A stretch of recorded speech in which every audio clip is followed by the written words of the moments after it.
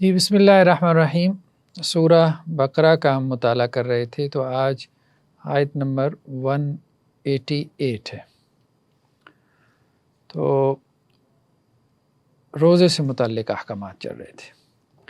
وَلَا تَأْكُلُوا، اور مت تم کھاؤ، اموالکم، اپنے مال، یعنی اپنے مال سے مراد اپنے لوگوں کے مال، ٹھیک ہے، بینکم، آپس میں، بالباطل، باطل طریقے سے، دوسروں کا مال باطل طریقے سے مت کھاؤ۔ باطل طریقے سے مراد فراڈ سے، دھوکہ دہی سے، جھوٹ سے، ٹھیک ہے، چھینا چپٹی سے، چوری سے، ڈکیتی سے، رہزنی سے۔ وَتُدْلُوا، اور نہ تم پہنچاؤ، بہا، ان کو، الی الحکام، حکام تک، حاکم کی جمع حکام، اور حکام تک ان کو مت پہنچاؤ، لِتَأْکُلُوا، لی تاکہ، تاکلوا تم کھاؤ، فریقاً حصہ، فریق پارٹی کو بھی کہتے ہیں، حصے کو بھی کہتے ہیں، یہاں حصے کے معنی میں، تاکہ تم کھاؤ، فریقاً ایک حصہ، من اموال الناس، لوگوں کے مالوں میں سے، مال کی جمع اموال۔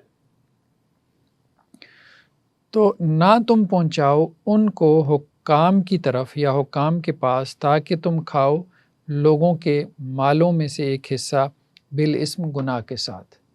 لوگوں کو کورٹ کچہری میں، حکام کی عدالت میں مت گھسیٹو، تاکہ تم رشوتیں دے کے ان کا مال کھا سکو، یہ مراد ہے۔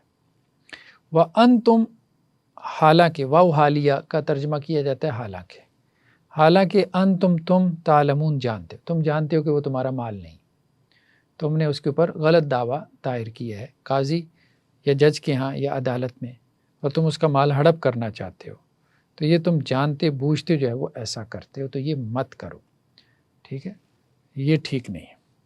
تو گویا کہ اکل حلال، حلال کی روزی، کیونکہ اس کا تعلق روزے کے ساتھ کیا ہے، کیونکہ روزے میں تم نے حلال چھوڑ دیا، جب حلال چھوڑ دیا تو اب یہ ہے کہ جیسی رمضان کا مہینہ گزرا اور تم حرام کھانے میں لگ گئے، تو روزے کا مقصد فوت ہو گیا، تقویٰ تمہارے اندر پیدا نہیں ہوا، تو وہ روزہ محض رسم بن کے رہ گیا، وہ عبادت نے اپنے فوائد تمہیں نہیں دیے۔ اب ہم اس کی طرف آتے ہیں، اپنا اس کی تشریح کی طرف، کہ اس کے بارے میں مفسرین نے کیا کیا باتیں کی ہیں، ٹھیک ہے۔ رشوت کیا چیز ہے؟ یہاں اس آیت میں رشوت کی بات ہو رہی ہے نا۔ رشوت کی بات کہاں پر ہوئی؟ وَتُدْلُوا بِهَا، یہاں پہ لام نہیں ہے، لام الف لا، یہ لام الف لا پہلے آ گیا۔ ولا، لا کا مطلب ہوتا ہے نہ، ایسا مت کرو، ٹھیک ہے، لائے نہیں کا، ولا تاکلوا، اور مت کھاؤ، ٹھیک ہے۔ تو یہاں پہ دوبارہ اس کو ریپیٹ نہیں کیا گیا، یہ عربی زبان کا اسلوب ہے، ایک مرتبہ اگر آ جائے تو دوبارہ اس کو ریپیٹ نہیں بھی کیا جاتا، یعنی یہاں پہ اصل میں ہے ولا تدلو، اور مت تم جو ہے ان کو لے کر جاؤ، ٹھیک ہے، الی الحکام، حکام کی طرف، تاکہ تم کھاؤ لوگوں کا مال یا اس میں سے ایک حصہ گناہ کے ساتھ۔ تو یہ کیسے کھاؤ گے؟ رشوت کے ذریعے سے۔ تو رشوت جو ہے نا، اس میں اشارتاً اس کا تذکرہ ہو گیا، آپ یوں کہہ لیں، ان بٹوین دا لائنز اس کا ذکر موجود ہے۔ تو اس لیے اکثر و بیشتر مفسرین نے رشوت کے حکم کو بیان کیا اس آیت کے ذیل میں، ٹھیک ہے۔ رشوت کیا چیز ہے؟ رشوت عربی زبان کا لفظ ہے اور رشا سے ماخوذ ہے۔ یہ اس رسی کو کہتے ہیں جس سے پانی نکالا جائے، کنویں میں سے یا کسی بھی جگہ سے جب آپ پانی نکالتے ہیں، ڈول کو رسی ڈال کے، اس کو رشا کہتے ہیں۔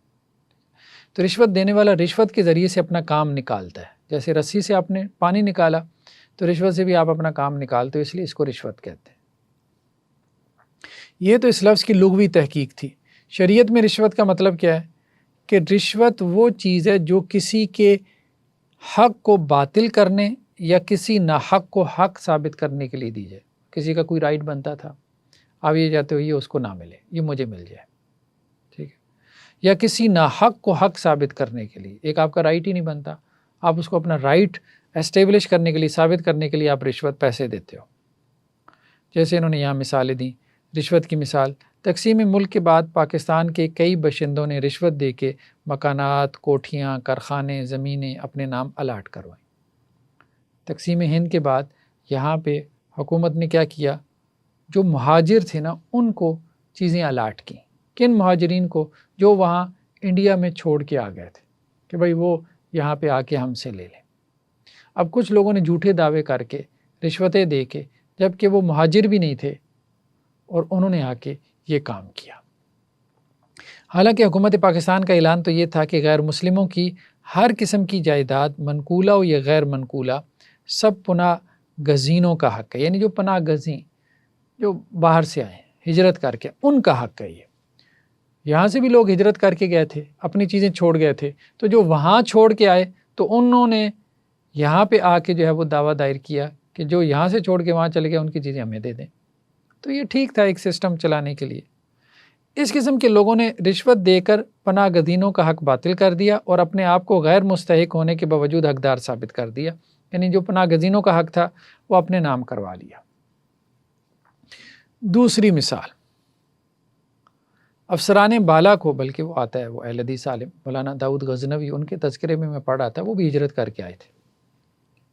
تو جب ان سے کسی نے کہا نا کہ جی آپ اپنے نام کوئی مکان الاٹ کروا لیں، تو اگرچہ وہ ہجرت کر کے آئے تھے، کہنے لگے نہیں وہاں میرے پاس مکان تھا لیکن میں نے کچھ اپنے مسائل کی وجہ سے اس کو بیچ دیا تھا، تو اب میں یہاں جھوٹ بولوں گا کہ جی میں وہاں مکان جو ہے نا وہ چھوڑ کے آیا ہوں۔ حالانکہ بہت آسان تھا، وہ ہجرت کا معاملہ تو ان کا واضح تھا اور مکان بھی ان کے پاس وہاں پہ تھا، لیکن وہ کہتے ہیں میں نے وہ بیچ دیا تھا، ٹھیک ہے، تو میں جھوٹ نہیں بول سکتا۔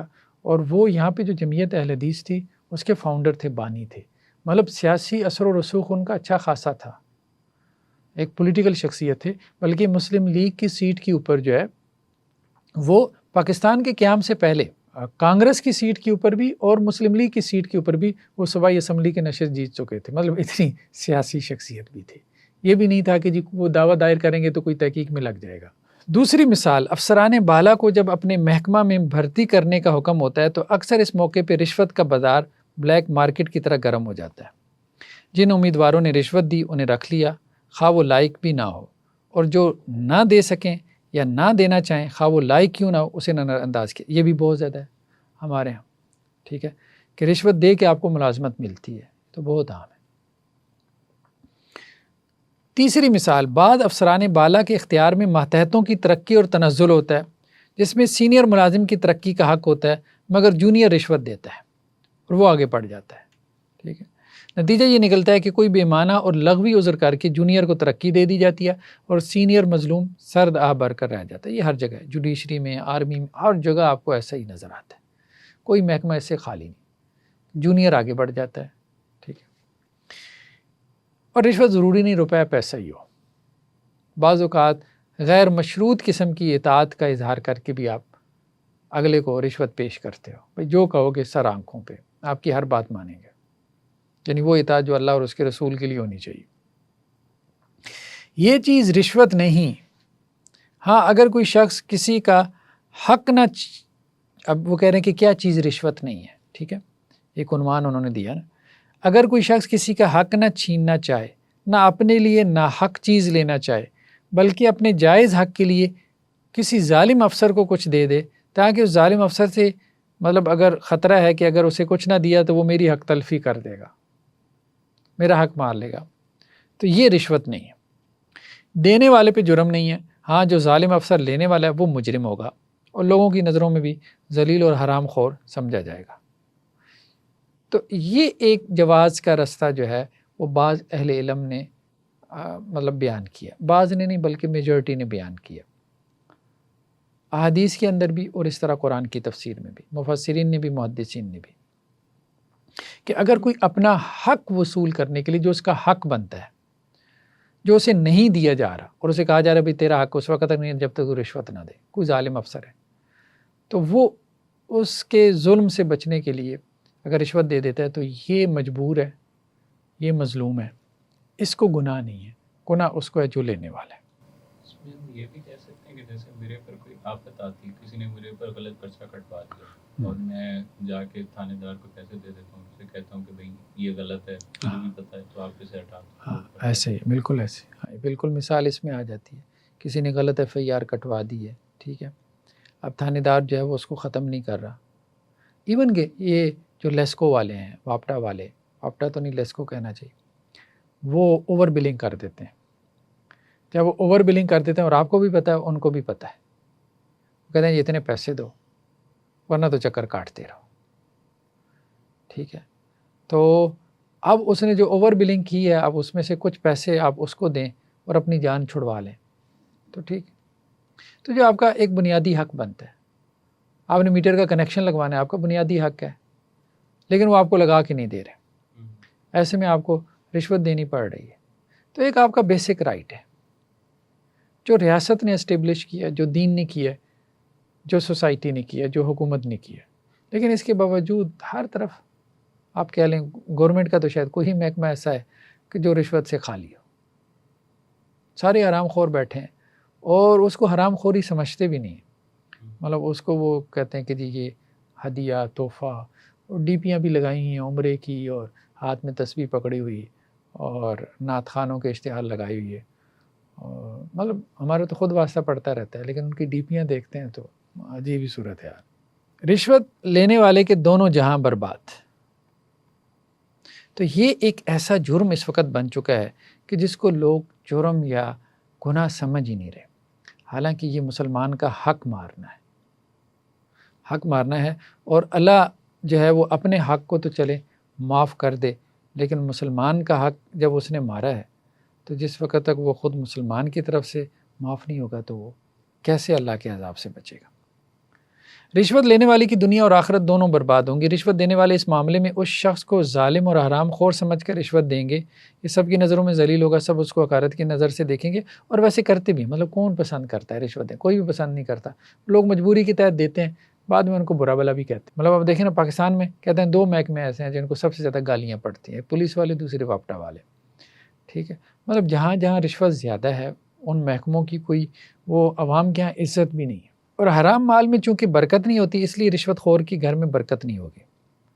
جس طرح لوگ کہا کرتے ہیں کہ کبھی کسی نے چوروں کے محل بنتے دیکھے، دنیا میں تو اس کی یہ حالت ہوگی، اور آخرت کے سلسلے میں اس کی کیفیت یہ ہوگی کہ چونکہ حرام خوری کی باعث اسے نیکی سے نفرت اور برائی سے محبت ہوگی، اس لیے ہر ایسا کام کرے گا جس سے بارگاہ الہی سے مردود ہوتا چلا جائے گا. ایک تو یہ کہ برکت بھی نہیں ہوتی، اولاد بھی نافرمان ہوتی ہے. اکثر و بیشتر آپ دیکھیں گے کہ بڑھاپے میں وہ اولادیں جو ہے وہ جن کو حرام کھلا کے بڑا کیا ہوتا ہے، ان کے اخلاق والدین کے حق میں بھی اچھے نہیں ہوتے. ایسے لوگوں کا جو ہے وہ بڑھاپا بھی بہت برا گزرتا ہے. غرض کے حرام خوری کے باعث اسے نیکی سے نفرت اور برائی سے محبت ہوگی. ٹھیک ہے، البتہ اگر اللہ کا فضل کرم اس کے شامل حال دنیا میں ہو جائے اور صدقے دل سے توبہ کرے تو پھر مذکورۃ الصدر یعنی گزشتہ سارا نقشہ بدل جائے. اگر توبہ کر لے، یا اللہ جو ہو گیا، اب یہ نہیں کہ جانتے بوجھتے کھا رہا تھا میں آخر میں توبہ کر لوں گا. ٹھیک ہے، آخر عمر میں حج کر کے توبہ کر، یہ نہیں. جس کا کھایا بھائی پھر اس کو لٹاؤ. ٹھیک ہے، یاد رکھا ہوا ہے تم نے، پھر اس کو لٹاؤ، پھر اس کے بعد توبہ کرو. رشوت کا اہل و عیال پہ اثر، یہ وہی بات آ گئی. رشوت لینے والا اپنی بیوی بچوں کو حرام کا روپیہ کھلائے گا تو ان کے گوشت، پوست، ہڈیوں اور خون میں بھی حرام مخلوط ہو جائے گا. اس قسم کے آدمیوں کو اول دوزخ میں داخل کیا جائے گا. اس کے بعد اگر ان کے دل میں ایمان ہوگا تو رسول اللہ صلی اللہ علیہ وسلم کی شفاعت کی برکت سے دوزخ سے نکال کر جنت میں لائے جائیں گے. یعنی جنت میں تو چلے جائیں گے، لیکن ظاہری بات ہے جو گناہ کیا ہے اس کی سزا بھگتنے کے بعد. ٹھیک ہے، کیونکہ آپ علیہ السلام کا فرمان کیا ہے کہ وہ گوشت بہشت میں داخل نہیں ہوگا جو حرام کے مال سے بنا ہو. دوزخ اس گوشت کی زیادہ مستحق ہے.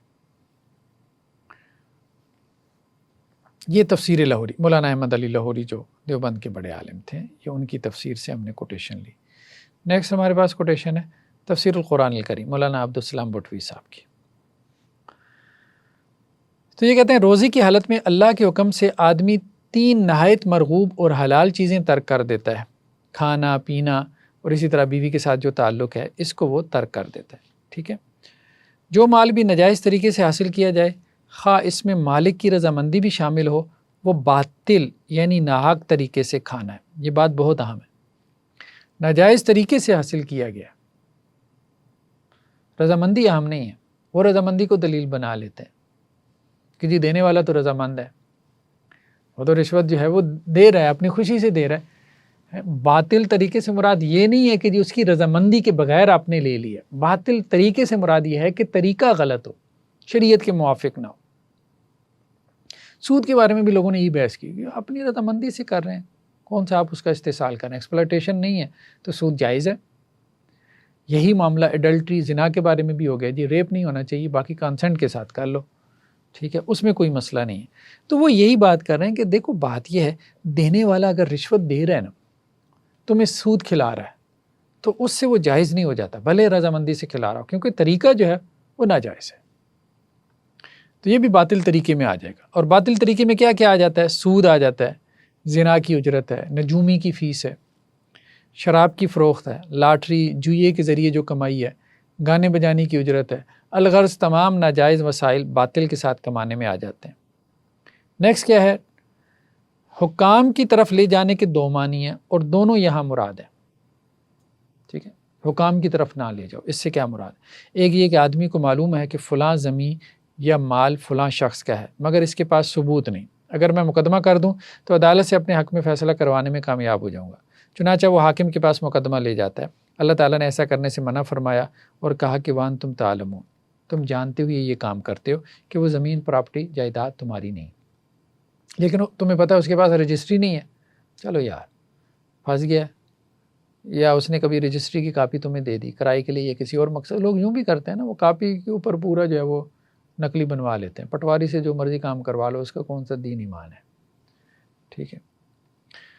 تو ام سلمہ رضی اللہ عنہ بیان فرماتی ہیں کہ آپ السلام نے فرمایا، یاد رکھو میں ایک بشر ہوں اور میرے پاس جھگڑنے والے آتے ہیں، تو شاید ان میں سے ایک اپنی دلیل بیان کرنے میں دوسرے سے زیادہ زبان آور ہو، چرب زبان ہو، تو میں اسے سچا سمجھتے اس کے حق میں فیصلہ کر دوں۔ سو جس کے لیے کسی مسلمان کے حق کا فیصلہ کر دوں تو وہ آگ کا ایک ٹکڑا ہے، خواہ وہ اسے لے لے خواہ چھوڑ دے۔ یہ بخاری کی روایت ہے۔ آپ علیہ السلام نے فرمایا دو لوگ میرے پاس آتے ہیں، ان کا اختلاف ہے زمین کے بارے میں، ایک چرب زبان ہے، وہ اپنی چرب زبانی کی وجہ سے جو ہے وہ مجھ سے فیصلہ لے جاتا ہے کہ یہ زمین اس کی ہے، اور اس کو پتہ ہے کہ اس کی نہیں، میرے فیصلہ دے دینے سے بھی وہ اس کی نہیں بن جائے گی، وہ مجھ سے آگ کا ٹکڑا لے کے جا رہا ہے۔ یہ مت سمجھے کہ رسول نے فیصلہ دے دیا تو میں آخرت میں اس کو حجت بنا لوں گا کہ جو رسول نے میرے حق میں فیصلہ کیا تھا، اس کو پتہ ہے کہ وہ اس کی نہیں، رسول کے فیصلے سے بھی اس کی نہیں بن جاتی، تو عدالتی فیصلہ آ جانے سے کوئی چیز اس کی نہیں بن جاتی۔ لوگ اس پہ مطمئن ہو جاتے ہیں، وہ جی عدالت نے ہمارے حق میں فیصلہ کر دیا، بھائی تجھے تو پتہ ہے کہ تیری تھی نہیں، عدالت نے فیصلہ کر دیا، وکیلوں کو پیسے کھلا کھلا کے، ججوں کو پیسے کھلا کھلا کے تم نے جو ہے وہ اپنے حق میں فیصلہ لے لیا، اب لوگوں کو سناتے پھر رہے ہو کہ جی عدالت نے میرے حق میں فیصلہ دے دیا۔ عدالت کا فیصلہ کیا ہوتا ہے؟ تو آپ علیہ السلام نے فرمایا میرے فیصلے سے بھی اس کی نجات نہیں ہوگی، اگر اس کو پتہ یہ اس کی نہیں ہے، تو جو اس کی چیز ہے بس وہی ٹھیک ہے، اس کے لیے لڑو، جو آپ کی نہیں ہے وہ آپ کی نہیں ہے، وہ آپ کے بھائی کی ہے۔ بعض لوگوں کا کہنا ہے کہ قاضی جس کے حق میں کسی چیز کا فیصلہ کر دے وہ اس کے لیے حلال ہو جاتی ہے، لیکن اس آیت اور حدیث سے ان کی بات کا باطل ہونا ظاہر ہے، ٹھیک ہے۔ دوسرا معنی اس آیت کا یہ ہے کہ حکام کو بطور رشوت مال دے کر دوسرے کا حق باطل طریقے سے نہ کھاؤ۔ ایک تو یہ ہے کہ عدالت میں جا کے نا حق کسی کی پراپرٹی جو ہے نا وہ کیس کر کے اپنے لیے ثابت مت کرو کہ یہ میری ہے، اور دوسرا یہ کہ رشوت دے کے اپنے حق میں فیصلہ مت کرواؤ، ٹھیک ہے، دونوں طرح سے غلط ہے۔ اس لیے وکالت کا پیشہ بہت ہی خطرناک ہے۔ وکیل کو عموماً اندازہ ہو جاتا ہے کہ یہ اس کی پراپرٹی بنتی ہے کہ نہیں بنتی، یہ قاتل ہے کہ نہیں، یہ مجرم ہے کہ نہیں۔ اب اس کے لیے اگر وہ لڑ رہا ہے، جھوٹ کی بنیاد پہ لڑ رہا ہے، تو وہ حلال نہیں کما رہا، حرام ہی کما رہا ہے، مجرم کو بچا رہا ہے نا، ٹھیک ہے، تو دنیا بھی خراب کر رہا ہے، آخرت بھی خراب کر رہا ہے۔ رشا ڈول کو کہتے ہیں، رشا ڈول کی رسی کو کہتے ہیں جس کے ذریعے پانی نکالا جاتا ہے، تو راشی رشوت کے ذریعے سے اپنا مطلب نکالتا ہے، اس لیے اس کو راشی کہتے ہیں، اور مرتشی رشوت لینے والا۔ حضرت ابو ہریرہ فرماتے ہیں کہ آپ علیہ السلام نے رشوت دینے والے اور رشوت لینے والے پر لعنت فرمائی، لیکن انہوں نے بھی آگے یہی بات لکھی، اگر اپنا حق لینے کے لیے تاوان دینا پڑے تو یہ رشوت نہیں ہے، ٹھیک ہے، اگرچہ جہاں تک ہو سکے اس سے بچنا لازم ہے، کیونکہ یہ گناہ میں اور بری عادت ڈالنے میں مدد ہے۔ ہاں کوئی بے بس ہو جائے تو الگ بات ہے، خواہ کسی کو رشوت بھی نہ دیں۔ اور پاسپورٹ کے آفس کے باہر لائنیں لگی ہوتی ہیں نا، وہ کہتے ہیں 500 دو، آپ کا کام کروا دیتا ہوں۔ اب یہ غلط ہے، آپ بھی لائن میں لگو، سیدھی سی بات ہے، اور لوگ لائن میں لگیں، آپ بھی لائن میں لگو، ٹھیک ہے۔ تو یہ آپ کا جائز حق نہیں ہے، یہ تو آپ اگلے کا حق مار رہے ہو، اس کے لیے رشوت دے رہے ہو۔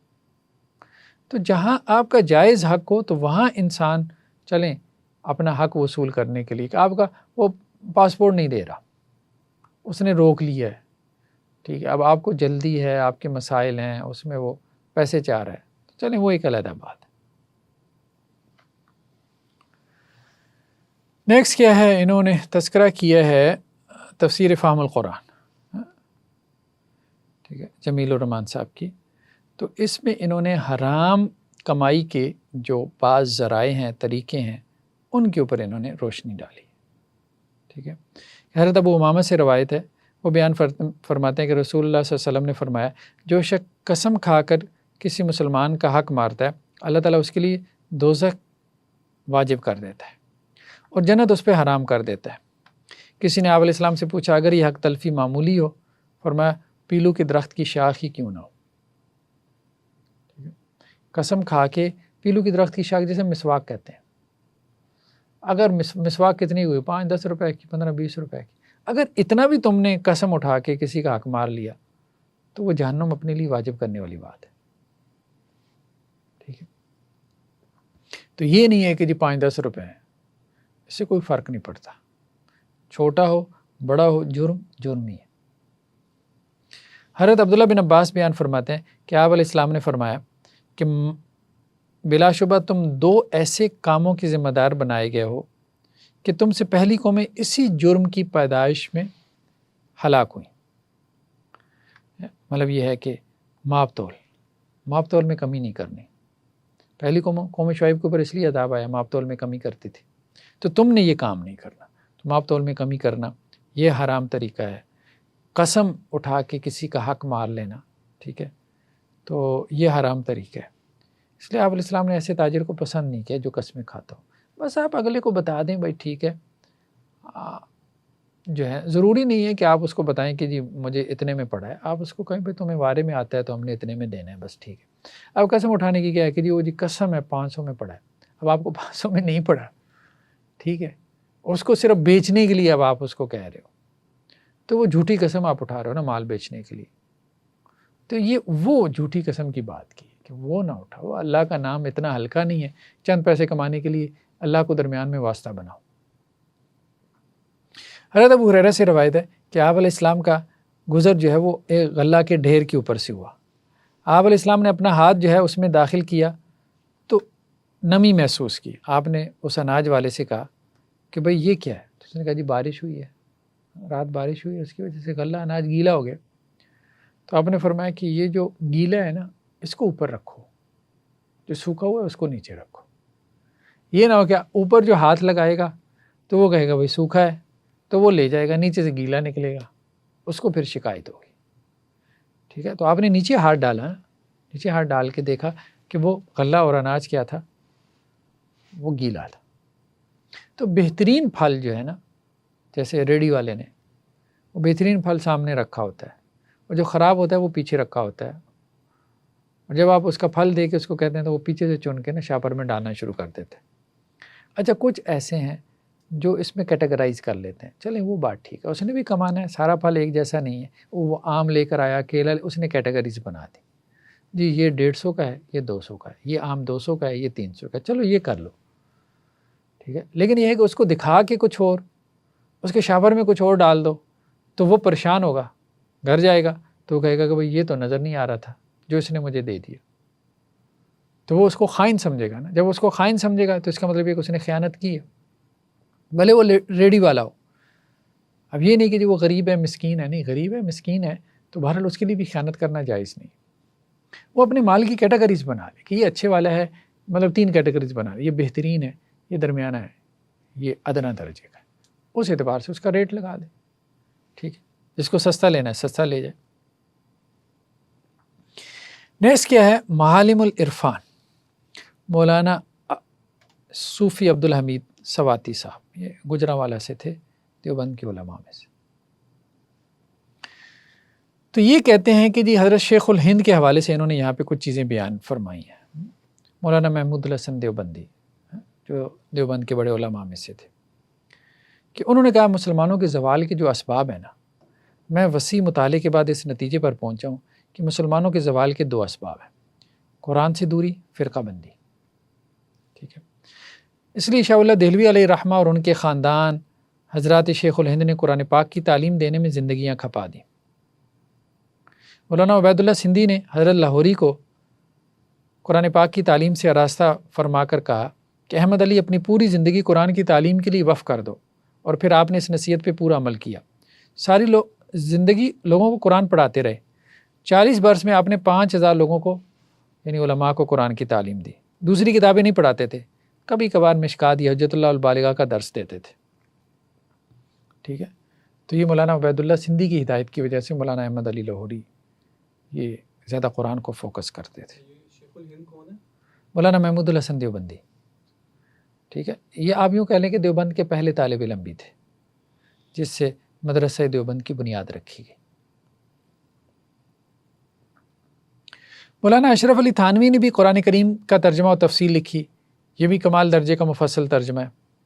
آپ سمجھتے تھے کہ لوگ قرآن سے دور ہو گئے، یعنی کیوں علماء نے ترجمے کیے؟ اس لیے کہ لوگ قرآن کے قریب ہوں، ٹھیک ہے۔ تو انہیں قرآن کے قریب کرنے کے لیے آپ نے یہ ترجمہ اور تفسیر لکھی۔ تو ایک چیز تو یہ ہے کہ لوگوں کو قرآن کے قریب کرنا ہے ہمیں، باقی علوم پڑھنے ہیں لیکن بس تھوڑے بہت، اصل چیز قرآن ہے۔ لوگوں کو قرآن کے ساتھ جوڑیں، قرآن کے ساتھ فوکس کریں، تبھی ہم زوال سے نکل سکتے ہیں۔ عوامی سطح پہ لوگوں کو آپ یہ 12 15 20 40 علوم نہیں پڑھا سکتے، قرآن ہے جو آپ سب کو پڑھا سکتے ہو، سیدھی سی بات، ٹھیک ہے۔ دوسری چیز کیا ہے؟ فرقہ بندی کی لعنت سے نکلیں، سیکٹیرینزم سے، ٹھیک ہے۔ تو ہمارے شیخ الہند رحمہ اللہ فرقہ بندی کو بہت بڑی لعنت سمجھتے تھے۔ اچھا، یہ بات انہوں نے اس وقت کی جب یہ مالٹا میں کہا جاتا ہے کہ اسیر تھے، انگریز نے ان کو قید کر دیا تھا، یہاں تحریک چلی تھی نا انگریز کے خلاف، تو یہ اس کے لیڈر تھے، اس کو لیڈ کر رہے تھے۔ ریشمی رومال کی تحریک تھی، رومالوں کے اوپر نا میسیج لکھ کے بیچتے تھے، تو وہ پکڑے گئے۔ تو وہ پھر انہوں نے وہاں جیل کے اندر جو ہے نا یہ سوچا، یہ غور و فکر کیا کہ مسلمان کیوں زوال کا شکار ہیں، کیوں ہندوستان کے اوپر انگریز آ کے قابض ہو گئے، کیا ہم دین حق پہ نہیں ہیں؟ تو پھر انہوں نے کہا مسلمانوں میں یہ 2 مسائل آئے ہیں، ایک تو قرآن سے دور ہو گئے، جب قرآن سے دور ہو گئے تو آپس میں لڑ مر رہے ہیں فقہ کے نام پہ، عقیدوں کے نام پہ، ٹھیک ہے، اور مختلف چھوٹے چھوٹے مسائل کے اوپر، اور سیکٹیرینزم اسی وجہ سے بڑھ گیا کہ قرآن سے دور ہے۔ تو فرقہ بندی کی لعنت دوسری انہوں نے کہی کہ یہ بہت زیادہ ہے، ٹھیک ہے۔ تو شیخ الہند بھی فرقہ بندی کو بہت بڑی لعنت سمجھتے تھے، وہ جانتے تھے کہ پارٹی بازی مسلمانوں کی ترقی کے راستے میں رکاوٹ ہے، اور اگر اسے دور نہ کیا گیا تو مسلمان تباہ ہو جائیں گے۔ وہ ہمیشہ اتفاق اور اتحاد کی دعوت دیتے۔ انہوں نے علی گڑھ والوں کو قریب کرنے کی کوشش کی، علی گڑھ سر سید جیسے آدمی کو قریب آج کے علماء تو دیکھ کے کہیں سر سید کو تو پرے ہی کروائے۔ مولانا شوکت علی اور مولانا محمد علی جوہر کو قریب کیا، اور پھر علی گڑھ پارٹی کو ساتھ ملایا تاکہ سب مل کر مسلمان قوم کی خدمت کر سکیں، اس سلسلہ میں متحدہ پروگرام پر عمل پیرا ہو سکیں۔ مولانا محمود حسن کو شیخ الہند کا خطاب مولانا محمد علی جوہر نے دیا، جسے برصغیر کے تمام لوگوں نے تسلیم کیا۔ تو مولانا محمود الحسن نیک، متدین، صالح آدمی تھے، خاموش رہ کر بڑے بڑے کام کرتے تھے۔ ہندوستان میں انگریز کی جڑوں کو انہوں نے کھوکھلا کیا، اپنے شاگردوں اور مریدوں کے ذریعے دور دور تک جانے پہچانے جاتے تھے، حتیٰ کہ غالب پاشا اور انور شاہ بھی سمجھتے تھے کہ آپ مسلمانوں کے بہت بڑے لیڈر اور ہمدرد ہیں، ہمیشہ آپ سے رابطہ رکھتے تھے۔ تحریک ریشمی رومال، ہاں یہاں وہ ذکر آ بھی گیا اس تحریک کا۔ یہ 1915 میں ریشمی رومال کی تحریک چلی تھی، یہ سکیم بھی حضرت شیخ الہند کی ہی تھی، ٹھیک ہے۔ آپ کی کوشش تھی کہ کسی طرح انگریز کو ہندوستان سے جو ہے وہ باہر نکالا جائے۔ اس وقت برصغیر کی آبادی 40 کروڑ تھی، مگر 5-6 لاکھ انگریز حکومت کر رہے تھے 40 کروڑ کے اوپر 6 لاکھ لوگ حکومت کر رہے تھے، یہ صورت ہے۔ اب ظاہر بات سوچنا تو تھا کہ 40 کروڑ کے اوپر جو ہے 6 لاکھ کیسے حکومت کر رہے ہیں، زوال کا وجہ کیا ہے؟ مگر مسلمانوں کی غداری کی وجہ سے یہ تحریک بھی کامیاب نہ ہو سکی. اس کا راز قبل اس وقت فاش ہو گیا. مقصد وہ یہ کہنے کا مقصد یہ ہے کہ برصغیر کی آزادی میں علماء کی جدوجہد بہت پرانی ہے. ہندوؤں کو تو خواب بھی نہیں آیا تھا اس وقت تک کہ انگریزوں کو یہاں سے نکالنا ہے، اور مسلم لیگ بھی بات کی پیتوار ہے. اس زمانے میں اس کی بھی کوئی حیثیت نہیں تھی کیونکہ اس میں نواب قسم کے لوگ شامل تھے. تو علماء نے برصغیر پاک و ہند میں آزادی کے لیے بڑی قربانیاں دی ہیں. کہنے کا مقصد ان کا یہ تھا. لیکن یہ وہ علماء تھے جو فرقہ پرست نہیں تھے. فرقہ پرست تو قوم کو غلام بناتا ہے، غداری کرتا ہے، منافقت کرتا ہے، قوم کو توڑتا ہے. ٹھیک ہے، تو وہ جو قوم کو جوڑنے کی بات کرتے ہیں نا، وہ بیسیکلی قوم کو غلامی سے آزادی کی طرف لے کر جاتے ہیں. اور وہ جوڑنا جو ہے وہ قرآن کی بنیاد پہ ہو سکتا ہے. ٹھیک ہے، اپنے اپنے مسلکوں کو چھوڑو، ایک بنیاد قرآن کے اوپر جمع ہو جاؤ، باقی اپنے اپنے مسلک کے مطابق عمل کرتے رہو. ٹھیک ہے، لیکن اس کو اتنا ہائی لائٹ نہ کرو. اکل اموال بالباطل، باطل طریقے سے مال کھانے سے کیا مراد ہے؟ اکل اموال یعنی مال کھانے سے مراد مجرد کھانا نہیں بلکہ اس کا ناجائز استعمال اور تصرف بھی ہے. بعض لوگوں نے یہ بھی کہا کہ جو قرآن نے کھانے سے منع کیا ہے نا، چلو ہم مال کھاتے نہیں ہیں، ویسے کہیں کسی اور مد میں لگا لیتے ہیں، یعنی ہم نے کھایا تو نہیں، یعنی حرام، وہ کہتے ہیں جی ہم حرام کھا تو نہیں رہے. ٹھیک ہے، حرام کا گھر بنا لیتے ہیں، حرام کی گاڑی لے لیتے ہیں، کھایا تو نہیں. اور لوگ تعویل جو مرضی نکال. بات سمجھ میں آ رہی ہے کہ اللہ تعالیٰ نے کھانے سے منع کیا تو مراد یہی ہے کہ بھائی اس کو استعمال کرنے سے منع کیا، صرف کھانے سے منع نہیں کیا. ٹھیک ہے، باطل حق کا ضد ہے. جس طرح حق کا لفظ جیسا کہ ہم واضح کر چکے مختلف معنوں میں آتا ہے، اسی طرح ضد کا بھی مختلف معنوں میں آتا ہے. باطل ایک تو عبث اور بے مقصد کے معنی میں آتا ہے، ربنا ما خلقت ھذا باطلا. یہ میرے خیال میں مولانا اصلاحی صاحب کیا تدبر قرآن، مولانا اصلاحی صاحب کی. ٹھیک ہے، کہ باطل طریقے سے مال کھانا، اس سے کیا مراد ہے؟ ایک تو یہ کہ کھانے سے مراد ہر قسم کا استعمال ہے، کھانے کے لیے کنزیوم کرنا اس معنی. اور دوسرا باطل حق کا ضد ہے. ٹھیک ہے، اور باطل کسے کہتے ہیں؟ باطل کہتے ہیں ایک تو عبث اور بے مقصد، ربنا ما خلقت ھذا باطلا، اے اللہ آپ نے اس دنیا کو بے مقصد پیدا نہیں کیا، میننگ لیس. اسی طرح جو ہے اس کے دوسرے معنی کیا ہیں؟ جس کی عقل یا فطرت یا شریعت میں کوئی بنیاد نہ ہو. وجادلوا بالباطل لیدحضوا بہ الحق، اور وہ جو کافر تھے انہوں نے باطل کے ساتھ جھگڑا کیا تاکہ اس باطل کے ذریعے وہ حق کو پست کر دیں. وہ باطل سے مراد ان کا باطل جو عقلی اعتبار سے، فطرت کے اعتبار سے، شریعت کے اعتبار سے باطل تھا. ٹھیک ہے، اسی طرح باطل اس طریقے کو کہتے ہیں جو عدل، انصاف، شریعت، معروف اور سچائی کے خلاف ہو. مراد کیا ہے؟ جھوٹ، خیانت، غصب، رشوت، سود، سٹا، جوا، چوری، اس طرح کی جتنی بھی قسمیں سب کو شریعت نے ناجائز قرار دیا، تو یہ سب باطل طریقے میں آ جاتا ہے. ٹھیک، یعنی ان ذرائع سے مال حاصل کرنا، مال کمانا، اس کی ممانعت. نیکسٹ ہمارے پاس کیا ہے؟ تفسیر ابن کثیر. تفسیر ابن کثیر میں کیا ہے کہ مجاہد، سعید بن جبیر، اکرمہ، ٹھیک ہے، یہ نام کچھ جو ہے نا ریپیٹ ہو گئے، ایک منٹ، سعید بن جبیر، اکرمہ، مجاہد، حسن بصری، قتادہ، سدی، مقاتل بن حیان اور عبد الرحمن بن زید یہی فرماتے ہیں باوجود اس علم کے کہ تو ظالم ہے جھگڑا نہ کر. ٹھیک ہے، مطلب یہ ہے کہ وانتم تعلمون کا معنی کیا ہے نا کہ جانتے بوجھتے باطل طریقے سے جو ہے وہ مال مت کھاؤ. تو اس سے مراد یہ ہے کہ تم جانتے ہو کہ یہ تمہارا حق نہیں ہے، تو اس کے باوجود جو ہے وہ تم دوسرے کا مال کھا رہے ہو، تو یہ تمہارے لیے جائز نہیں. اچھا جی، نیکسٹ ہمارے پاس کیا ہے؟ یہ لمبا چوڑا جو ہے تبیان القرآن سے، ان کا اپنا پروفیسر غلام رسول سعیدی صاحب کا. تو اس آیت میں ایک تو یہ ہے کہ حرام طریقہ جس کو شریعت نے حرام ٹھہرایا ہو، ٹھیک ہے، اس طریقے سے مال کمانے کی حرمت واضح طور پہ ہمارے سامنے آ رہی ہے. دوسرا ایک اور مسئلہ اس آیت کے تحت اٹھا جو فقہا میں بہت اختلافی ہوا، اس کا تذکرہ انہوں نے یہاں تفصیل سے کر دیا. یہ ہے تو فقہی مسئلہ لیکن بہرحال اس پہ کافی اختلاف ہو گیا. ٹائٹل انہوں نے یہ بنایا اس کا کہ جھوٹی گواہی سے حکم رد ہوتا ہے یا نہیں. امام مسلم روایت فرماتے ہیں حضرت ام سلمہ سے، یہ روایت پہلے بھی گزری ہے نا. آپ علیہ السلام نے کیا فرمایا؟ تم میرے پاس مقدمات لے کر آتے ہو سکتا ہے تم میں سے کوئی شخص اپنے موقف کو دوسری کی بنسبت زیادہ دلائل کے ساتھ پیش کرے، اور اس سماعت کے اعتبار سے میں بالفرض اس کے حق میں فیصلہ کر دوں. تو سو جس شخص کو میں اس کے بھائی کا حق دے دوں وہ اس کو نہ لے، کیونکہ میں اس کو آگ کا ایک ٹکڑا دے رہا ہوں. یہ صحیح مسلم کی روایت ہے. کوئی بندہ آتا ہے، جیسے کوئی وکیل بھی تیز ترار ہے، وکالت کے فن میں ماہر ہے، اب اس کو پتہ ہے میرا جو کیا کہتے ہیں موکل کہتے ہیں، ہاں موکل جو ہے وہ میرا وہ ٹھیک نہیں ہے، لیکن اس کو مقدمہ جتوا دیتا ہے. لیکن جب جو اس نے حاصل کیا وہ کیا ٹھیک ہے، اس کے لیے نہیں، وہ غلط ہے.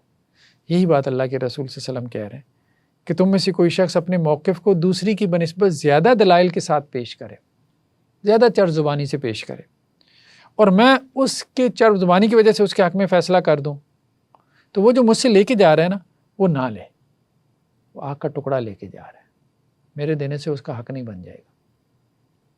یہ بات آپ علیہ السلام نے کی.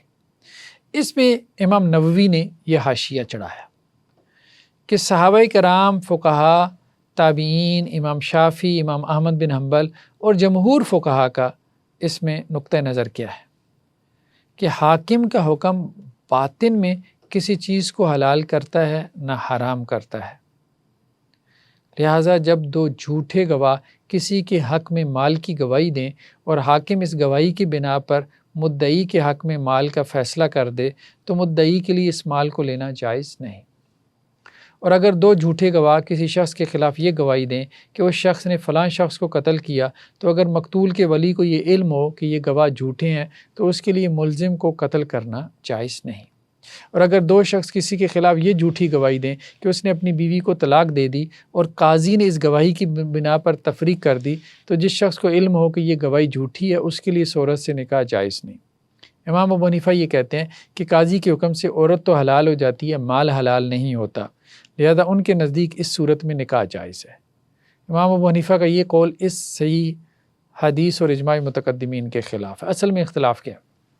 قاضی نے ایک فیصلہ کیا، قاضی کا جو فیصلہ ہے وہ ظاہراً نافذ ہوتا ہے یا باطناً بھی. الفاظ یہ، قاضی کا جو فیصلہ ہے وہ ظاہر پہ نافذ ہوگا یا باطن پہ بھی. ٹھیک ہے، تو فقہا، محدثین، تابعین، صحابہ کا موقف کیا ہے کہ ظاہر پہ نافذ ہوگا. قاضی کا فیصلہ ظاہر پہ، باطن پہ نہیں ہوگا. مثال کے طور پہ ایک آدمی نے جو ہے وہ جھوٹے گواہ پیش کر کے کسی کی پراپرٹی عدالت میں ثابت کر دیا کہ یہ میری ہے. ٹھیک ہے، ظاہر تو اس کو مل جائے گی، ظاہری بات ہے ظاہر تو اس کو ملے گی، ظاہراً تو قاضی کا فیصلہ نافذ ہوگا، عدالت کا جو فیصلہ ہے. ٹھیک ہے، اب اس کو بھی تو نہیں پتا نا، قاضی کو بھی نہیں پتا کہ یہ جھوٹ ہے کہ نہیں، تو بظاہر اس کو مل جائے گی، لیکن کیا وہ اس کی ہو جائے گی؟ نہیں، اس کی وہ ہوگی نہیں. آخرت میں وہ اس کا جواب دے ہوگا. یہ بات تو سب مانتے ہیں، امام ابو حنیفہ بھی، باقی بھی. لیکن امام ابو حنیفہ نے ایک فرق کیا ہے، انہوں نے کہا مالی معاملات میں تو مال اس کا حق نہیں بنے گا. ٹھیک ہے، جیسے باقی کہتے ہیں وہ اس کا حق نہیں بنے گا. وہ جیسے حدیث میں آتا ہے نا کہ وہ مجھ سے ایک ٹکڑا لے کے جا رہا ہے آگ کا. ٹھیک ہے، تو انہوں نے کہا میں بھی یہی بات کر رہا ہوں. لیکن دوسرے جو معاملات ہیں نا، مثال کے طور پہ نکاح طلاق کے معاملات، وہ کہتے ہیں وہ باطناً بھی ثابت ہو جائیں گے. وہ کیسے کہ ایک آدمی جو ہے، ایک خاتون، مثال کے طور پہ ایک خاتون، شادی شدہ خاتون ہے، وہ جو ہے نا عدالت میں آتی ہے اور عدالت میں آ کے کہتی ہے میرے شوہر نے مجھے 3 طلاقیں دے دی. جھوٹ کہتی ہے. قاضی کہتا ہے بھئی گواہ لے کے آؤ. وہ 2 جھوٹے گواہ لے آتی ہے کہ جی ان کے سامنے اس نے 3 طلاقیں دی. اب جھوٹے گواہوں کو بھی پتہ ہے کہ ہم نہیں تھے، وہ جھوٹ بولتے. ٹھیک ہے، قاضی ان گواہوں کی وجہ سے طلاق کا فیصلہ کر دیتا ہے. اب بظاہر طلاق ہو گئی، ہو گئی، ظاہری بات ہے، دنیا کے اعتبار سے تو ہو گئی نا، ایسا ہی ہے، یہ تو سب مانتے ہیں۔ لیکن کیا حقیقت میں بھی طلاق ہو گئی اس فیصلے سے؟ تو جمہور کہتے ہیں نہیں، حقیقت میں کیسے طلاق ہوگی، اس کے شوہر نے دی نہیں، اس کے شوہر نے نہیں دی، ٹھیک ہے۔ تو امام ابو حنیفہ کہتے ہیں نہیں، حقیقت میں بھی ہو گئی۔ مسئلہ یہ بھی نہیں ہے کہ وہ آگے شادی کر سکتی ہے کہ نہیں، یہ بھی مسئلہ نہیں، مسئلہ یہ ہے کہ وہ گواہ، جو جھوٹا گواہ ہے، وہ اس عورت سے نکاح کر سکتا ہے کہ نہیں۔ تو امام ابو حنیفہ کہتے ہیں کہ ہاں کر سکتا ہے، جمہور کہتے ہیں کہ وہ نہیں کر سکتا کیونکہ اس کو پتہ ہے کہ یہ جھوٹ ہے، ٹھیک ہے۔ چلو ایک تھرڈ پرسن کو تو پتہ ہی نہیں ہے نا، وہ تو عدالت کے فیصلے کو ہی دیکھے گا اور اس کے مطابق اس عورت سے نکاح کر لے گا، تو یہ عورت گناہ گار ہوگی، وہ تھرڈ پرسن تو گناہ گار نہیں ہوگا نا۔ اب اس عورت کو بھی پتہ ہے کہ میں نے جھوٹے گواہ پیش کیے، میری طلاق نہیں ہوئی، اور اس گواہ کو بھی پتہ ہے۔ اصل میں امام ابو حنیفہ علیہ رحمہ یہ کہتے ہیں کہ قاضی کے فیصلے سے طلاق ہی واقع ہو جائے گی، ٹھیک ہے۔ دوسرے کہتے ہیں کہ نہیں، قاضی کو اختیار نہیں ہے طلاق کا، اس نے گواہوں کی بنیاد پہ فیصلے کیے ہیں، وہ اس طرح سے طلاق کا ڈیسیژن وہ نہیں لے سکتا، وہ شوہر کا حق ہے، شوہر نے نہیں دی۔ تو یہ ایک اختلاف ہے جو انہوں نے یہاں پہ واضح کیا۔ اسی طرح سے وہ کہتے ہیں کہ جی علامہ مازری مالکی نے کہا ہے کہ ہمارا مذہب یہ ہے کہ جان، مال اور عورت اگر حرام ہو تو وہ قاضی کے حکم سے حلال نہیں ہوگی، ٹھیک ہے۔ اور امام ابو حنیفہ نے کہا ہے کہ قاضی کے حکم سے عورت حلال ہو جاتی ہے، بس اگر دو گواہ کسی شخص کے خلاف یہ جھوٹی گواہی دیں کہ اس شخص نے اپنی عورت کو طلاق دے دی، تو جس شخص کو یہ علم ہو کہ انہوں نے جھوٹی گواہی دی ہے، اس کے لیے بھی اس عورت سے نکاح کرنا حلال ہے۔ اس قول کی وجہ سے امام ابو حنیفہ پر لیدی کی گئی کہ انہوں نے مال کی حفاظت کی، عورت کی نہیں کی، یعنی انہوں نے کہا کہ جی مال تو حلال نہیں ہوگا، ظاہری بات ہے اس میں سری نس آ گئی تھی، ٹھیک ہے۔ تو یہ کہتے ہیں دیکھیں مال جو ہے نا وہ تو ہلکی چیز ہے، عزت جو ہے نا یہ بڑی چیز ہے۔ اب صرف طلاق کا مسئلہ نہیں تھا، نکاح کا بھی مسئلہ تھا۔ ایک شخص آیا عدالت میں، اس نے کہا فلاں میری بیوی ہے، کوئی اجنبی عورت، میرا اس کے ساتھ نکاح ہوا ہے، قاضی نے کہا گواہ، وہ دو جھوٹے گواہ لے آیا، تو بظاہر کیا ہوگا؟ بظاہر وہ بیوی اس کی مانی جائے گی، یہ بات تو ٹھیک ہے بھائی، عدالت نے فیصلہ دے دیا، اب کیا کر سکتے، عدالت سے تو نہیں لڑ سکتے۔ کیا حقیقت میں اس کی بیوی ہو گئی؟ جمہور کہتے ہیں نہیں ہوئی، امام ابو حنیفہ کہتے ہیں ہو گئی۔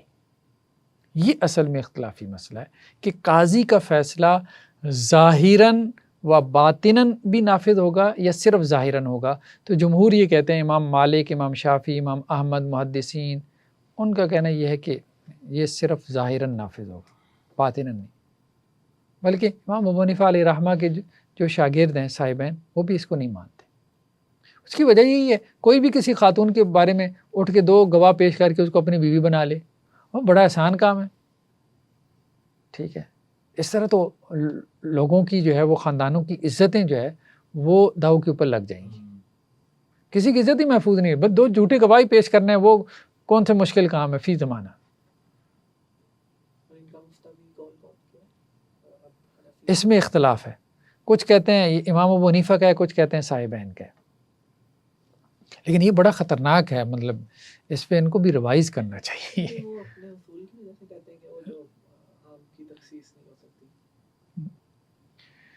تو جی قضا کے ظاہراً اور باطناً نافذ ہونے میں فقہائے احناف کا موقف، اب یہ اس کو بیان کر رہے ہیں۔ علامہ علاء الدین اسکفی حنفی نے اس سلسلہ میں فقہائے احناف کا موقف بیان کرتے لکھا ہے کہ جھوٹے گواہوں سے ظاہراً اور باطناً قضا نافذ ہو جاتی ہے، ٹھیک ہے، بشرطے کہ محل اس حکم کا قابل ہو۔ اس سے کیا مراد ہے؟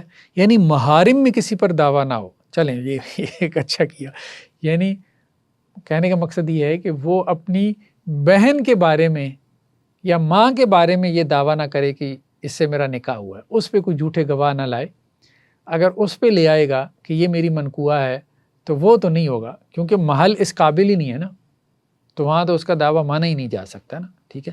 ہاں جہاں محل اس قابل ہے، مطلب یہ ہے کہ وہ عورت اس کے نکاح میں آ سکتی ہو، وہاں اس کا دعویٰ مانا جائے گا۔ اور دوسری شرط یہ ہے کہ قاضی کو گواہوں کے جھوٹے ہونے کا علم نہ ہو، ٹھیک ہے۔ یہ قضا عقود مثلاً بیع اور نکاح اور فسوخ مثلاً اکالہ اور طلاق دونوں میں نافذ ہو جاتی ہے۔ بیع میں بھی کہ اس نے مجھے یہ مکان بیچ دیا اتنے میں، یہ پراپرٹی اس نے مجھے 10 لاکھ میں بیچ دی تھی، ٹھیک ہے، تو وہ وہاں پہ بھی اگر جھوٹے گواہ پیش کر دیتا ہے نا تو وہ کہتے ہیں کہ یہ اس کی ہو جائے گی، کیونکہ حضرت علی رضی اللہ عنہ نے اس عورت سے فرمایا تھا کہ تمہارے گواہوں نے تمہارا نکاح کر دیا۔ امام ابو یوسف، امام محمد، امام ظفر اور ائمہ ثلاثہ یہ کہتے ہیں کہ اس صورت میں صرف ظاہراً قضا نافذ ہوتی ہے اور اسی قول پر فتویٰ ہے، ٹھیک ہے۔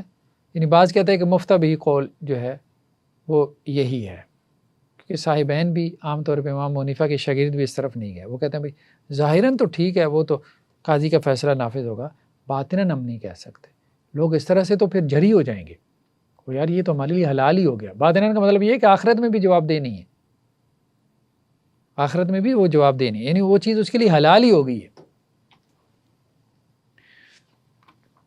جن صورتوں میں فقہائے احناف کے نزدیک قضا ظاہراً اور باطناً نافذ ہو جاتی ہے، علامہ شامی نے جھوٹی گواہی کی بنا پر عقود اور فسوخ میں قاضی کے حکم کے حسب، مطلب وہ مثالیں انہوں نے بیان کی ہیں، جیسے انہوں نے کہا کہ جی ایک شخص نے کسی عورت پر نکاح کا دعویٰ کیا اور اس کے ثبوت میں 2 جھوٹے گواہ پیش کر دیے، قاضی نے مدعی کے حق میں فیصلہ کر دیا تو وہ اب اس کی بیوی بن گئی، ظاہراً بھی باطناً بھی، یعنی اس کے لیے اس سے تمتع جائز ہے، حلال ہے، آخرت میں اس کے اوپر کوئی گناہ نہیں۔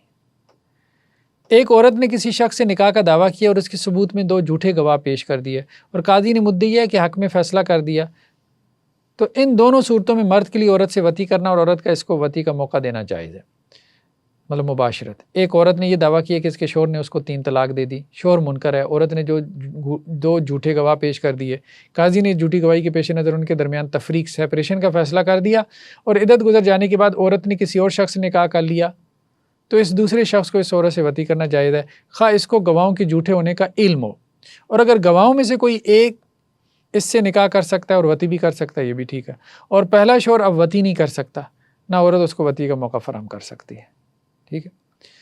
ایک باندی یہ دعویٰ کرے کہ اس کے، یہ چلیں باندیوں کا مسئلہ تو خیر ختم ہو گیا۔ ایک شخص نے کسی مکان کے بارے میں یہ دعویٰ کیا کہ اس مالک نے اس کو وقف کر دیا، مالک منکر ہے، اس شخص نے اس پر 2 جھوٹے گواہ پیش کر دیے اور قاضی نے فیصلہ دے دیا، تو مدعی کا اس جگہ پہ وقف کے احکام لاگو کرنا صحیح ہے۔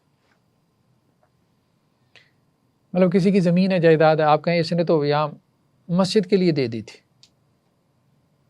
مسجد آپ نے بنانی ہے، مولوی صاحب نے، کسی کی اسے زمین اچھی لگی، اس نے کہا یہ تو اس نے میرے سامنے یہ 2 گواہ ہیں، اس نے کہا تھا یہ میری 10 کنال کی زمین ہے، یہ مسجد کے لیے وقف ہے، ٹھیک ہے، تو اب اس کے لیے وہ مسجد بنانا جائز ہے۔ یعنی ایک یہ ہے کہ ظاہراً جائز ہے، باطناً بھی جائز ہے، اب یہ سارا نیکی کا کام ہے جو وہ کر رہا ہے۔ اب اگر اس کو کھلی چھوٹ دے دی جائے تو ساری مدرسے بنانا شروع ہو جائیں گے، دوسروں کی پراپرٹیوں پہ مسجدیں بنانا شروع ہو جائیں گے، یعنی جب آپ اس کو گناہ بھی نہیں رکھیں گے، باطناً کا مطلب یہ ہے کہ وہ گناہ بھی نہیں ہے، تو وہ کون سے گلٹ میں ہوگا بیچارہ، وہ تو کہے گا یار یہ تو سارا سیدھا کام ہے۔ جھوٹی گواہی تو وہ گناہ میں ہوگی نا، لیکن اس کو کوئی گناہ نہیں ہے، وہ جگہ وقف ہو جائے گی۔ لیکن بہرحال یہ ہے خطرناک مسئلہ، یہ خطرناک مسئلہ ہے، اس لیے خود احناف کے اس بارے میں جو ہے وہ 2 گروپ ہو گئے۔ امام ابو حنیفہ کے نزدیک عقود، فسوخ، یہ امام سرخسی کا قول ہے، ٹھیک ہے، نکاح، طلاق اور عتاق میں جھوٹے گواہوں سے بھی قاضی کا فیصلہ ظاہراً اور باطناً نافذ ہو جاتا ہے۔ پہلے امام ابو یوسف کی بھی یہی رائے تھی، پہلے یہ تھی۔ امام ابو یوسف کے دوسرے قول اور امام محمد اور امام شافعی کے نزدیک ان صورتوں میں قاضی کا فیصلہ صرف ظاہراً نافذ ہوتا ہے، باطناً نافذ نہیں ہوتا، ٹھیک ہے، اور یہی بات درست معلوم ہوتی ہے کہ ظاہراً نافذ ہوتا ہے، باطناً نافذ کریں گے تو لوگ گناہ میں جری ہو جائیں گے، پھر وہ کہیں گے یہ حرام نہیں رہا، حلال ہو گیا، تو پھر قرآن کی یہ جو آیت ہے نا وَلَا تَأْكُلُوا أَمْوَالَكُمْ بَيْنَكُمْ بِالْبَاطِلِ، وہ باطل تو نہ رہا نا، وہ اس کے لیے حق بن گیا، قاضی کے فیصلے سے وہ باطل حق نہیں بن جاتا، باطل اس کے لیے باطل ہی رہے گا. یہ بات ٹھیک ہے. چلیں جی آج اتنا ہی کافی ہے. جی اس میں یہ بنا جو طلاق و نکاح ہے اس پہ تو قاضی کا وہ فیصلہ ماننے ہیں حنفی، لیکن جب خلا کی بات آتی ہے تو پھر وہ اس میں وہ کہتے ہیں نہیں خلا میں قاضی کا نہیں مانا جائے گا. خلا میں وہ کہتے ہیں یہ پھر خلا وہ قاضی اپنی بیویوں کو دیکھتا ہے، ہماری بیویوں کو خلا نہیں دیکھتا، اس میں وہ قاضی کے خلاف جاتے ہیں. اور یہاں وہ کہہ رہے ہیں نہیں قاضی کے باطن میں بھی مانا جائے گا. تو یہ تو فرق یہ ایک وہ ہے تو ایک ظاہر میں بھی اور باطن میں. ظاہر میں بھی باطن میں بھی. ٹھیک ہے. وہاں تو ظاہر میں بھی نہیں مانتے نا. خلا میں تو وہ کہتے ہیں ظاہر میں بھی نہیں مانیں گے، وہ کہتے ہیں آگے حرام کاری کرے گی. ٹھیک ہے. اچھا اس آیت کا اگر وہ نکالا جائے نا لیول کہ کس طرف وہ لے کے جا رہی ہے، تو یہ سمجھ آ رہا ہے کہ بیسیکلی نا یہ آپ کو تقویٰ کے اوپر جو ہے نا اس کا وہ بن رہا ہے فوکس کہ آپ اپنی معاملات میں تقویٰ کو اختیار کریں. ایسے ہی. اور اس کی بھی آپ دیکھیں نا انٹرپریٹیشنز کیسے نکالی جا سکتی ہیں. فار ایگزامپل میں کسی سے کوئی لین دین کر رہا ہوں، ٹھیک ہے نا، تو انتم تعلمون کہ میں لین دین کرتے ہوئے اپنی وسعت کے مطابق اس چیز کے صحیح ہونے کو ثابت کروں اپنے لیے. مطلب یہ نہیں کہ میں بس کسی سے بھی جا کے کوئی چیز لے لوں اور اس سے کہوں کہ بس یہ تم نے دے دی اور میں نے لے لی. تو ایک چیز تو مجھے یہ سمجھ آتی. پھر اس میں ایک چیز یہ بھی دیکھنی پڑے گی کہ جیسے ہمارے یہاں کانسیپٹ ہوتا ہے چور بچا کا، کہ یہاں پہ آپ کو پتہ ہے کہ ساری چوری کی چیزیں ملتی ہیں، تو کیا وہاں سے لینا صحیح ہے یا غلط ہے. پھر اس میں ایک اور چیز یہ بھی آتی ہے کہ جیسے کہ آپ کو پتہ ہے کہ میں نے اس کو مال دیا تو میں نے غلط طریقے سے کما کے اس کو دیا، لیکن اس نے مجھے دے دیا. جیسے وہ ہدیہ والی حدیث اکثر کوٹ کی جاتی ہے نا کہ تھرڈ پرسن نے آپ کو دے دیا. میں کسی کے ساتھ معاملات کر رہا ہوں، مجھے پتہ ہے کہ اس کے معاملات صحیح نہیں ہیں، لیکن کیونکہ وہ تھرڈ پرسن سے ہو کے میرے پاس آ رہا ہے، کیونکہ وہ اس کا رشتہ دار ہے اس کی طرف سے، تو کیا میرے لیے وہ صحیح ہے یا غلط ہے. دیکھیں جو تو چوری کا معاملہ ہے نا اس کے بارے میں تو حدیث موجود ہے کہ اگر آپ کو معلوم ہو کہ یہ چوری کا مال ہے تو آپ اس کو نہ خریدیں، آپ کے لیے اس کو خریدنا جائز نہیں ہے. ٹھیک ہے. تو اگر ہمارے علم میں ہے کہ یہ چوری کا مال ہے اور جن لوگوں کی فیلڈ ہوتی ہے ان کو پتہ ہوتا ہے کہ یار اس چیز کی اتنی ویلیو ہے، اگر وہ اتنی زیادہ ویلیو گرا کے دے رہا ہے، ٹھیک ہے، تو اس کا مطلب یہ ہے کہ یہ کہیں سے اس نے اٹھائی ہوئی ہے، اس کا اپنا مال نہیں ہے. مال مفتل برہم والی بات ہے، اس میں تو معاملہ واضح ہے. وہ جو دوسری بات ہے کہ ڈائریکٹ جو ہے میں کسی حرام میں ملوث نہیں ہوں. باقی یہ ہے کہ جس کے ساتھ میرا معاملہ ہے وہ میرا معاملہ فیئر ہے، باقی اس کے معاملات کچھ ایسے ہیں جو کہ مشتبہ ہیں یا حرام میں پڑے ہوئے ہیں، تو اس کا میں مکلف نہیں ہوں. اس کی وجہ یہ ہے کہ اگر اس تکلیف میں انسان کو ڈال دیا جائے نا تو انسان کے لیے معاملات بہت تنگ ہو جائیں. تو قرآن بھی کہتا ہے لا یکلف اللہ نفسا الا وسعها. اللہ تعالیٰ نے تکلیف ڈالی ہے، مشقت ڈالی ہے، لیکن اتنی مشقت نہیں ڈالی کہ جس سے آپ اوور برڈن ہو جاؤ، جس کو اٹھانا آپ کے لیے مشکل ہو جائے. اس کی مثال ہم یوں لے سکتے ہیں جیسے آپ علیہ السلام کے زمانے میں جو یہود تھے وہ سود لیتے تھے. قرآن نے بھی یہ بات بیان کی ہے، ٹھیک ہے، کہ وہ سودی لین دین کرتے تھے، ان کے ہاں یہ چیز عام تھی. لیکن اس کے باوجود صحابہ کرام یہود کے ہاں جا کے مزدوری کر لیا کرتے تھے. ٹھیک ہے، مطلب اپنی سروسز دیتے تھے اور سروسز دے کے اس کے چارجز لے لیتے تھے. اس کی مثالیں ہمیں ملتی ہیں. تو گویا ایک ایسا شخص آپ کا اس کے ساتھ معاملہ جو ہے وہ فیئر ہے، وہ جواز کا ہے. باقی اس کے معاملات جو ہے وہ اپنے طور پہ ایسے ہیں جو مشتبہ ہیں یا حرام کی ڈومین میں ہیں، تو وہ ہم سے اس کے بارے میں پوچھنی ہوگی.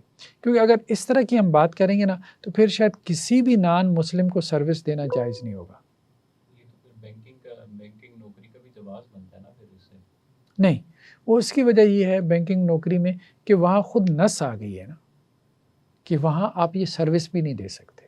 وہ لکھنے والا دینے والا ہاں کہ آپ یہ سروس بھی نہیں دے سکتے، تو وہاں اس سروس کو بھی منع کر دیا گیا. تو اب ایک ایسی سروس جو منع نہیں کی گئی، ایک ایسی سروس جو منع نہیں کی گئی، تو وہ میں کسی کو بھی دے سکتا ہوں بشرطے کہ اس سے فساد نہ پھیلے. ایک تو یہ کہ وہ سروس جائز ہو، اور دوسرا یہ ہے کہ اس سے فساد نہ پھیلے اور وہ اس کے کسی گناہ میں معاونت کا سبب نہ بنتی ہے.